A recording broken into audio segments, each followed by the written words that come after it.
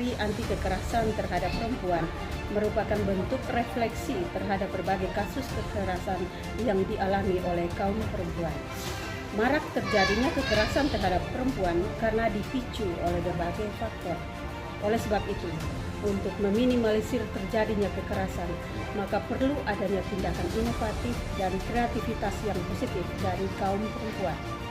Simak komentar dari ibu rumah tangga sekaligus sebagai Ketua DWP Rutan Kelas 2B, Stella Soraya Leonard, berikut ini.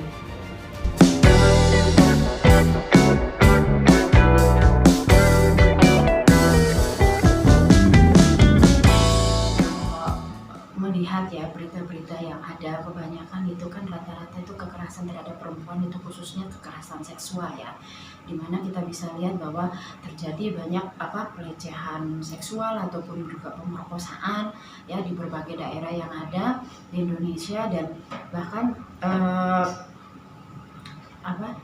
yang kita lihat juga kenyataan yang ada bahwa itu bukan hanya perempuan dewasa saja yang mengalami hal seperti itu, bahkan banyak juga perempuan-perempuan ataupun dikategorikan sebagai anak-anak yang di bawah umur, yang itu memang sudah jelas diatur dalam undang-undang yang ada di Indonesia, undang-undang perlindungan anak ataupun undang-undang mengenai ataupun undang-undang yang pokoknya sudah banyak undang-undang sebenarnya sih di Indonesia sendiri itu yang memang sudah berusaha melindungi hak dari wanita sendiri itu.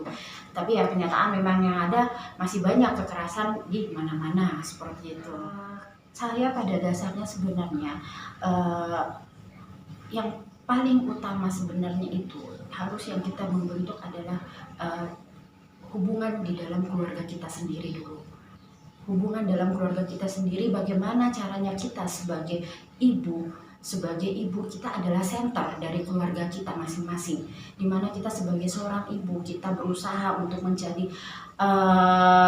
berusaha menjadi seorang ibu terhadap anak kita, berusaha pun kita menjadi seorang tenaga pengajar bagi anak kita, dan juga paling utama itu kita berusaha mendekatkan diri dengan anak kita sebagai sahabat mereka. Mari kita menganggap ini kita bukan hanya sebagai orang tua mereka, tetapi kita juga sebagai sahabat mereka, sehingga anak-anak kita itu sendiri mereka tidak akan merasa canggung ketika misalkan mereka mengalami masa-masa, terutama di masa-masa SMP sama SMA, itu masa pancaroba ya, dimana mungkin ada mengalami masa pubertas dan sebagainya. Mungkin mereka canggung ketika mau cerita ke orang tua, akhirnya ceritanya mungkin keluar kemana-mana sehingga mendapatkanlah pengalaman ataupun ajarannya.